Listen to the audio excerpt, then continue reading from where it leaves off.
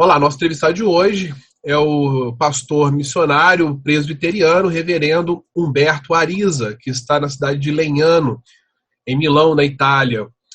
Olá, pastor, tudo bem? É um prazer falar com o senhor neste dia. Tudo bem, graças a Deus, está tudo bem. Que bom, glória a Deus.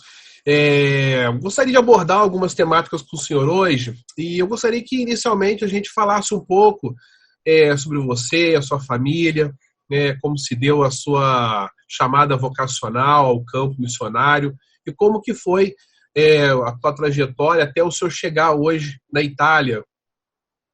Ok. Bom, eu sou casado, minha esposa se chama Brandali, tenho dois filhos, o Miqueias e o Lucas. O Miqueias tem 27, o Lucas tem 23 anos. Todos moramos ainda aqui na mesma casa, nenhum dos meninos ainda se casaram. Nós já trabalhamos como missionários por 10 anos na Venezuela e estamos há 16 anos aqui na Itália.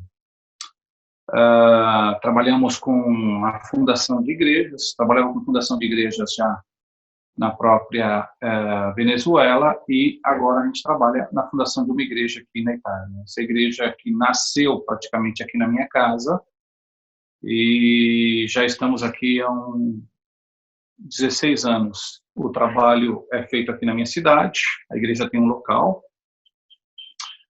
que a gente usa como local de culto, que nesse momento está fechado. A minha chamada missionária se deu próprio no seminário, já tinha certeza que Deus estava me chamando para fazer o trabalho e a obra dele. Sempre acreditei que o chamado pastoral não tem vínculo, compromisso geográfico, então essa abertura sempre foi presente na minha vida. Nunca acreditei que um pastor deveria ser pastor de uma cidade específica, porque é mais cômodo.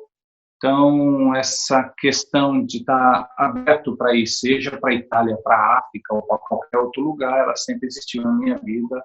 E a gente, nesse momento, se encontra aqui na Itália. E no caso, quando o senhor comentou agora inicialmente que o senhor começou um trabalho na Venezuela, esse trabalho na Venezuela também ele era de plantio de igreja, o senhor começou do zero lá? Também. Começamos também igrejas do zero. As igrejas existem, né?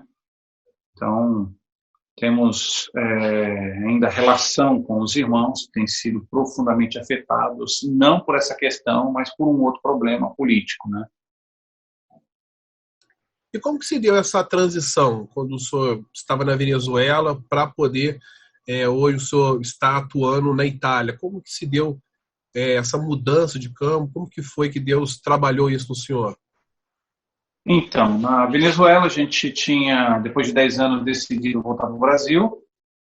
Nós voltamos ao Brasil e, nesse período de 2 anos, eu estava aberto para receber algum convite ou retornar para o campo. Nosso desejo era ir para a Espanha, mas houve uma necessidade aqui na Itália e a gente veio para atender essa necessidade e permanecemos aqui até hoje. Quando o senhor foi para a Itália, o senhor já foi direto para Lenhano, onde hoje o Não, senhor não, nós estabelece a igreja?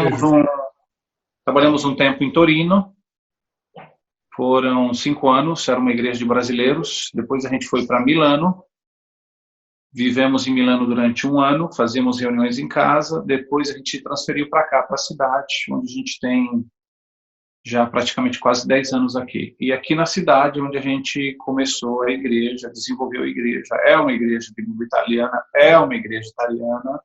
Os brasileiros são bem-vindos, como também pessoas de qualquer outra raça, não? Mas a igreja que a gente está trabalhando aqui é uma igreja italiana. Os cultos são feitos na língua italiana. A Que bom, diferença de Torino. entendi. E assim, no caso, quando o senhor iniciou esse trabalho, foi a grande dificuldade que o senhor e a sua família encontrou no campo transcultural? A gente sabe que a Europa ela tem peculiaridades, né, em cada país. E qual foi essa, esse ponto que o senhor viu que foi o maior dificultador no início? Plantar igrejas, eu acredito que é a tarefa mais difícil, e creio que plantar igreja também é o privilégio maior que uma pessoa pode ter. Então, todos os plantadores de igreja têm o meu máximo respeito, porque o trabalho é muito, muito complicado mesmo. Então, não existe uma fórmula como você fazer um bolo que você pega e você faz. Não existe um livro que você vai ler e aquilo vai acontecer. Quando nós começamos o trabalho, começamos em casa e fazíamos contato com pessoas através dos cursos, das amizades que foram criadas, mas, curiosamente, o fator decisivo que começou direta e indiretamente a trazer pessoas para a nossa igreja foi o uso dos meios de comunicação, por exemplo, internet. Hoje, na nossa igreja, nós temos ali nós temos 32 membros. 31 membros, eles vieram todos através da internet. Só para você ter uma ideia da questão que é trabalhada hoje. Não? Então, quando a gente abriu a página web, um canal no Facebook, um canal no YouTube, indiretamente isso tem atraído muita gente e as pessoas que a gente tem tido até hoje. Nossa, muito, muito interessante essa estatística que o senhor nos passou hoje, muito, muito interessante mesmo. Pastor, é comum, né, a gente no Brasil ter normalmente a membresia, até mesmo pastores brasileiros que trabalham com plantio de igrejas no Brasil, missionários, evangelistas, terem uma perspectiva de uma ação muito proativa, né? Por exemplo, entrega de bilhetes, folhetos, né, culto na praça. Isso no Brasil é algo muito comum, né, algo muito cultural, podemos assim se dizer. E sabemos que na Europa não funciona dessa forma e principalmente na Itália. Como que se dá, no caso, essa estratégia? Como quando um pastor sai daqui, né, com uma mentalidade muito aculturada do Brasil e vai para um campo transcultural? Quais são as grandes dificuldades que ele enfrenta nesse processo? Sim, isso daí causa assim um choque muito grande, né? Porque a gente sai do Brasil com uma mentalidade profundamente latina, né? Então a gente pensa que você chegando aqui, pouco ou algumas coisas que você faz no Brasil vão funcionar aqui. Não, aqui nós não podemos, ou seja, não que não se pode, você pode distribuir folhetos, mas você tem que comunicar, obviamente, a cidade, e você tem que pagar uma taxa, porque a cidade vai ser suja, as pessoas não recebem esses folhetos, não funciona isso aqui.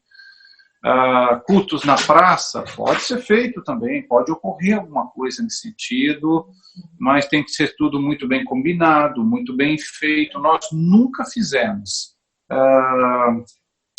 O que foi decisivo para nós foi a descoberta dos meios de comunicação. Então, essa tem sido a forma, quando a gente conseguiu começar nossa página web, é através dela que nós recebemos todos os meses aí uma média de 10, 20, 30 contatos, pessoas que escrevem, e é dessa forma que tem sido feita a evangelização.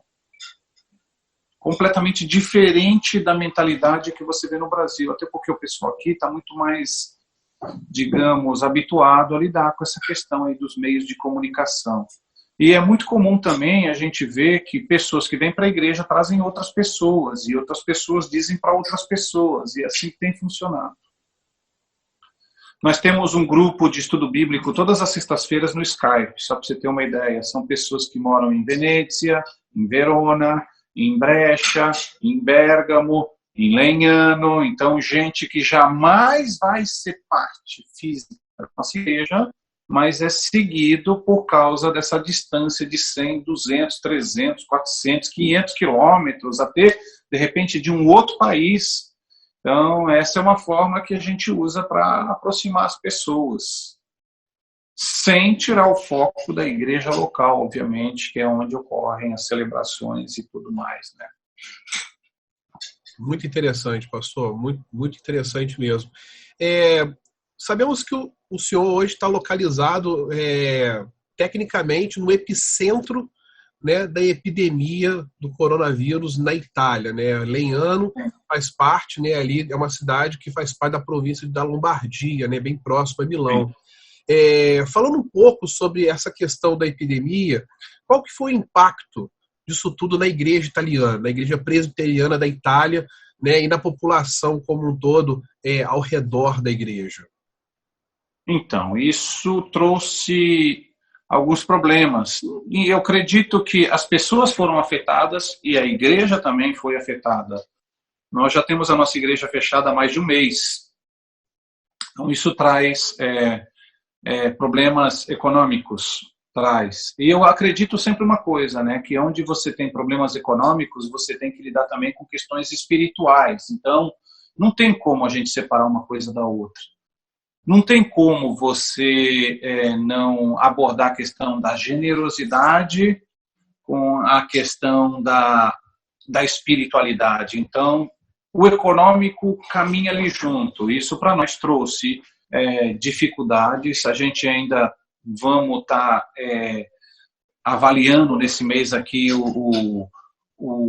a extensão disso tudo. Tem irmãos na igreja que tiveram seus salários reduzidos, outros irmãos já estão aí recebendo o seguro-desemprego, o país vai ter que encarar aí os seus centenas de milhares de desempregados, se não, vou dizer milhões, a indústria de hotelaria, restaurantes, isso tudo aí praticamente parou completamente.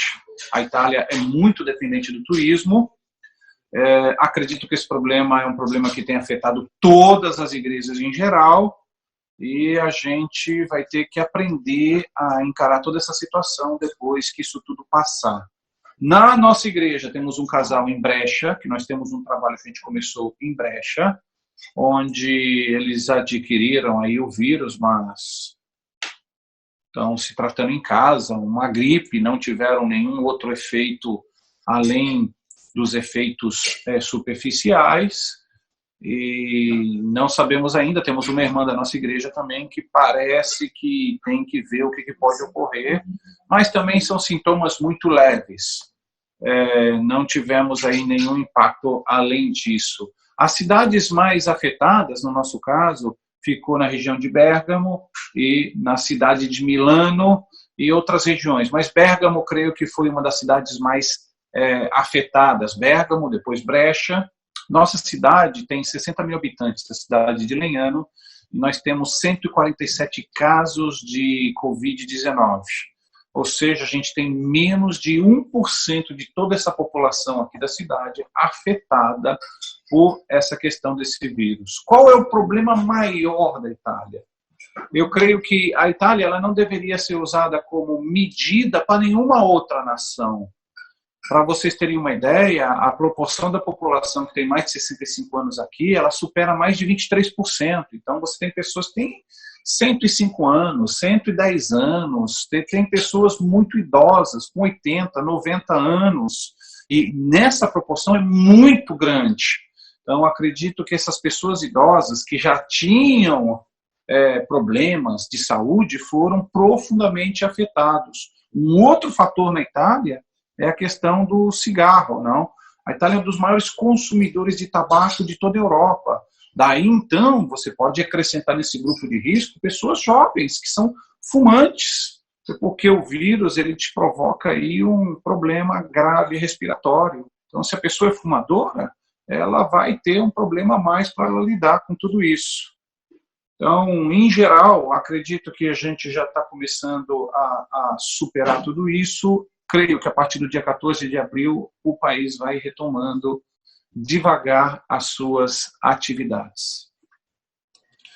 Oramos em Deus, né, pastor? Estamos aqui em oração para que Deus venha mesmo estar com a sua mão estendida sobre os seus eleitos, cuidando, amparando e sustentando a todo aquele que Ele já salvou e também aqueles que Ele quer alcançar por meio da sua mensagem misericordiosa e graciosa. Pastor, nós sabemos também que existe uma proporção que é muito diferente, né, da quantidade da igreja, o tamanho da igreja na Europa. Antes da pandemia, nós já sabemos que normalmente uma igreja que tem 20 a 30 membros, é uma igreja grande, uma igreja consolidada. E sabemos também a mentalidade da igreja, né, de se relacionar com os seus irmãos, enfim. O que o senhor, na sua opinião, o que vai mudar, né, no processo de igreja do antes dessa pandemia e o pós-pandemia? Como que a igreja vai se comportar, principalmente a igreja italiana, que é muito de se relacionar? O povo italiano, ele preza pelo relacionamento. O que você acredita que isso pode mudar? Acredito que a gente vai aprender a valorizar mais a questão das relações humanas. Acredito que é muito provável que Deus ele possa tocar em corações de pessoas e que pessoas possam ser atraídas, chamadas, para que possam passar a fazer parte da igreja. E acredito que o abraço vai assumir um outro significado dentro da nossa comunidade. Isso vai passar a ser muito mais significativo. No caso da nossa igreja, os irmãos já estão até pensando que quando tudo isso acabar, a gente fazer uma confraternização. Então, as pessoas estão ansiando para que isso ocorra. Entendi. Em nome de Jesus, isso vai acabar. Sabemos que isso vai ser um momento passageiro também, né? Pastor, mudando um pouco para uma outra área, nós sabemos que essa pandemia ela tem também afetado a economia do mundo inteiro, né? Tem trazido impacto desastroso e a Itália, como o senhor já falou agora há pouco, né, não está de fora disso. Qual que é o impacto disso na vida da igreja? E como que esse desequilíbrio econômico ele também impacta na vida dos missionários e dos pastores que servem na Itália e que também são sustentados, no caso daqui do Brasil, aí na Itália? Então, nossa igreja ela é uma igreja que está nascendo ainda, é uma igreja que caminha para que ela possa ter a sua autonomia, pelo menos do ponto de vista econômico. Nós esperamos que isso venha a ocorrer nos próximos anos, então ainda é um trabalho missionário dependente da igreja no Brasil. Eu acredito que 50 dias atrás, 2 meses atrás, o euro estava 4,50. Então, hoje a gente está numa cotação aí de 5,70 hoje, acredito eu. Isso, para nós que estamos aqui, isso tem uma proporção muito grande, no caso de um dano. Tem afetado duramente, sim, as nossas questões econômicas. Nós dependemos da igreja do Brasil para poder continuar com o nosso ministério aqui. Então, o fato também da igreja estar fechada, para vocês terem uma ideia, nós tínhamos ali uma média de uma arrecadação em dinheiro com a igreja funcionando de aproximadamente 500 euros. A nossa igreja ela tem um custo mensal que precisa ser suprido todos os meses de condomínio, de luz, de manutenção, de prestação, de seguro. E com tudo isso parado, a gente vai ter então aí que tentar cobrir essa outra parcela aí que está faltando, e a gente espera em Deus que o Senhor possa prover os meios para que isso ocorra. Em nome de Jesus, nós cremos que o Senhor dará essa provisão, né? Oramos por isso. Pastor, nós sabemos também que há uma grande dificuldade da igreja brasileira como um todo de compreender a importância, né, do envio, da oração e também da manutenção dos seus servos que estão em missão na Europa. Sabemos dessa discrepância, como bem o senhor já sinalizou, né? Nesses últimos 50 dias nós tivemos aí um avanço de R$1,30 de aumento no valor do euro, ou seja, isso impacta de forma significativa todo o sustento, não só do senhor, mas também de todos os pastores que vivem na Europa, né? Então, assim, diante dessa questão toda, o senhor acredita que a partir dessa pandemia a igreja brasileira ela terá um outro olhar para aqueles que estão trabalhando não somente na Itália, mas também em outros países da Europa? Eu espero que sim. O problema maior da igreja brasileira, não. Eu falo dessa perspectiva, não. As pessoas acreditam que quando você fala que você é missionário na Europa, eles pensam que você está, de repente, em um contexto de muita prosperidade. Eu moro em uma zona completamente residencial. Eu moro em um apartamento como viveria aí no Brasil. Tem também aquela coisa de repente, você olhar para algumas nações que aparentemente são mais pobres, e isso, de alguma forma, tem aquela tendência de comover mais as pessoas.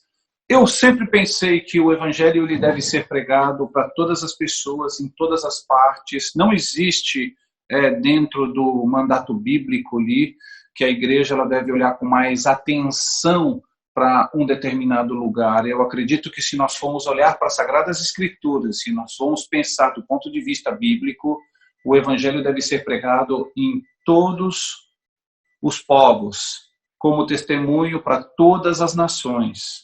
Então, nós sabemos disso e nós, então, acreditamos que as igrejas que têm contribuído conosco no nosso trabalho, são igrejas que têm mantido aí de uma forma direta ou indireta o apoio. Tem muita dificuldade, acredito, para os missionários que trabalham na Itália de conseguir novos parceiros. Nós tivemos recentemente no Brasil, não acredito que houve nenhum incremento de parceiros em relação a isso. Pelo contrário, nós recebemos ainda aí uma ou duas igrejas que terminaram com as parcerias. Isso realmente é uma dificuldade a mais que a gente tem que enfrentar. Esperamos que a partir dessa situação toda, né, pastor, até mesmo desse testemunho do senhor, dessa entrevista, pessoas que estão nos assistindo agora venham compreender, né, que não somente orar, enviar, mas também manter. É um mandamento bíblico, é bíblico. A palavra de Deus ela nos ensina isso, né, e que o Senhor Deus venha estar tocando os corações para poder levantar novos parceiros missionários, parceiros financeiros, não somente a oração, mas também ali a contribuição para poder estar mantendo não somente a sua família, mas também outros pastores que necessitam também dessa ajuda. Pastor, sobre o que nós estamos vivendo nesse momento, nós vemos que muitos cristãos, principalmente no Brasil, têm vivido uma certa histeria, né, um desespero diante dessa situação de pandemia, né? E muitas vezes estão se esquecendo daquilo que a palavra de Deus já nos alertou, né? Tem nos alertado e já alertava por meio de Jesus Cristo. Nós gostaríamos que o senhor falasse um pouco sobre isso, deixasse essa mensagem para o povo brasileiro, principalmente para os servos, os membros, as igrejas que estão nos ouvindo agora, aquilo que a palavra de Deus nos ensina. É um tempo de profunda confusão, um tempo de grandes incertezas, um tempo onde o medo ele tem tomado conta da vida de muitas pessoas. É um tempo onde tudo isso tem sido usado politicamente, tem sido usado economicamente, na especulação. Um tempo onde você tem os especialistas de acordo com a conveniência de quem está falando, um tempo onde as pessoas tentam usar a palavra ciência como se existisse de fato uma evidência científica de que as coisas devem ser feitas assim, quando na verdade não se sabe como se deve ser feito. Para vocês terem uma ideia, nós temos aqui os países escandinavos que eles não tomaram praticamente nenhuma medida de contenção, as pessoas continuam saindo para as ruas, eles isolaram simplesmente os idosos, as pessoas do grupo de risco, e eles têm tido aí poucos casos que não contam, não entram nem nas estatísticas. Então, existe um questionamento muito grande sobre essa questão aí de você deixar as pessoas em casa. Existe aquela teoria que, de repente, isso está trazendo, está aumentando, pelo contrário, a questão da propagação do vírus, porque as pessoas passam a ter os menores contatos com as pessoas idosas. Tem uma série de discussões sobre isso. A questão é que não é verdade que o mundo inteiro tomou essa decisão de colocar todo mundo dentro de casa. Nós temos aqui na Europa várias nações que tomaram decisões diferentes, conscientes, e acredito que algumas pessoas estão morrendo em decorrência desse vírus, não? Eu digo em decorrência até porque pessoas que morreram de Covid próprio, eu não sei se isso existe. De repente eram pessoas que tinham já algum problema, pessoas que enfrentavam algumas dificuldades na sua própria saúde, algumas pessoas até que aparentemente pareciam saudáveis. Acredito eu que o Brasil é um país onde, se nós formos pensar aqui, cabe muito mais que uma Europa. O Brasil inteiro cabe uma Europa e meia. O Brasil tem milhares de cidades sem nenhum caso. E o Brasil vai continuar tendo milhares de cidades sem nenhum caso. E me chama muito a atenção o fato de repente, aí você ver alguns governantes tomar aquelas decisões de você parar um país inteiro ou parar um estado inteiro, sem o menor sentido. E outra coisa que nós vemos também aí em relação ao Brasil, e isso daí sim é prova científica, é que o vírus ele está 4 vezes menos letal no Brasil. Por quê? Por causa da expansão territorial, por causa do clima, por causa do calor e por causa de uma série de outros fatores. Agora, os irmãos não podem ter medo. Nós temos que ter medo de morrermos sem Cristo. Eu acredito que nós não temos que alimentar tampouco nenhuma histeria. Nós não devemos propagar notícias falsas. Nós não podemos acreditar que serão milhões de pessoas que vão morrer. Eu fico absurdamente irritado com situações e notícias assim, ou com estatísticas que vão morrer tantas pessoas. Quem é que sabe? Quem é que tem o controle? Se não o nosso Deus? Agora, hoje, infelizmente, politicamente no Brasil, qualquer pessoa que morre hoje parece que não existem mais mortes de câncer, de cigarro, de tuberculose, de acidente de trânsito, da criminalidade. Todo mundo só está morrendo disso. Então a gente tem que prestar muita atenção, tomar todos os cuidados necessários, evitar situações sim onde tem um acúmulo excessivo de pessoas, mas a gente tem que continuar a nossa vida, acreditando que Cristo, ele é o Senhor da nossa vida. E ele sabe o dia que a gente vai partir também. A gente não pode ficar nutrindo nenhum tipo de paranoia ou qualquer coisa do gênero. Nós temos que confiar no Senhor nesse momento. Louvado seja o nome do Senhor por essas palavras, pastor. Muito bem ditas. Pastor, nós estamos caminhando para o final da nossa entrevista e eu gostaria de deixar até mesmo aberto esse momento para que o senhor fique à vontade para poder abordar alguma temática, alguma questão que eu não perguntei, mas que é o desejo do Senhor de estar comunicando e de estar falando, né, para todos que estão nos assistindo nesse momento. Fique à vontade. O meu desafio para as igrejas no Brasil é que os irmãos continuem orando e contribuindo com todos os missionários que vocês têm, que essa presença da igreja na vida dos missionários possa continuar. A nossa igreja é uma igreja missionária, a nossa igreja foi fundada por um missionário que veio dos Estados Unidos, sustentado pela igreja presbiteriana americana. A nossa igreja, então, ela tem essa característica dentro dela. Nós não podemos, de forma nenhuma, abandonar essa nossa identidade reformada, confessional e missiológica, e nós temos que aproveitar essa oportunidade para apoiar, orar e encorajar todos os missionários que estão no campo missionário hoje. Eu gostaria muito de agradecer essa oportunidade e gostaria de usar essas últimas palavras finais aí para que os irmãos possam estar seguindo aí o nosso trabalho. Nós temos um canal no YouTube, então nós temos um desafio aí de aumentar o número de pessoas que vão ser os números de pessoas inscritas ali. Se você de alguma forma aí no Brasil está me vendo, está me ouvindo, e você é italiano, descendente de italiano, e se você de alguma forma deseja que o evangelho seja anunciado para o povo italiano, seria muito interessante aí. Ou não, você ama missões, você pode seguir a nossa página ali uma vez ou 2 vezes por semana, a gente vai estar publicando conteúdos no YouTube. Nós temos também uma página web que se chama chiesapresbiteriana.com. O mesmo nome a gente usa no YouTube e o mesmo nome a gente usa também no Facebook. Então eu deixo aí para vocês aí essas 3 possibilidades e agradeço por esse momento.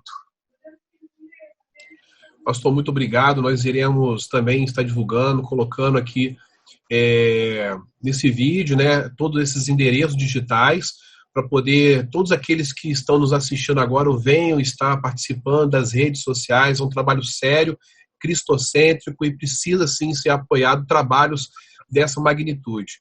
Pastor, mais uma vez eu quero agradecer a sua disponibilidade de tempo. Sabemos que o senhor é muito atarefado, mas o senhor nos separou esses breves minutos para poder estar conversando conosco e também trazendo essa palavra de conforto a todos nós. Muito obrigado, que Deus venha abençoá-lo e também a sua família. Um abraço. Um abraço, que Deus abençoe vocês.